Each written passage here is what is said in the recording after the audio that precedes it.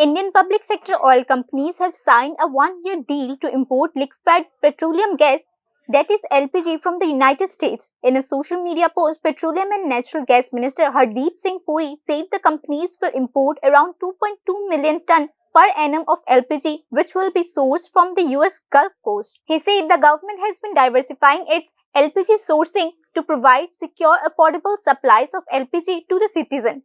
Mr. Puri informed a team of officials from Indian Oil Corporation, Bharat Petroleum Corporation Limited and Hindustan Petroleum Corporation Limited has visited the US and engaged in discussion with major US producers over the last few months. The minister underscored that under the leadership of Prime Minister Narendra Modi, Indian PSU oil companies have been providing LPG at the lowest global price to the people of the country. Mr. Puri emphasized that even as global prices soared by over 60% last year, Prime Minister Narendra Modi ensured that the Ujjwala consumer continued to get LPG cylinder at just rupees 500 to 550 rupees, whereas the actual price of the cylinder was over 1100 rupees. The minister said the government of India incurred the cost of over 40,000 crore rupees last year to ensure that the women of the country did not feel the burden of rising international LPG prices.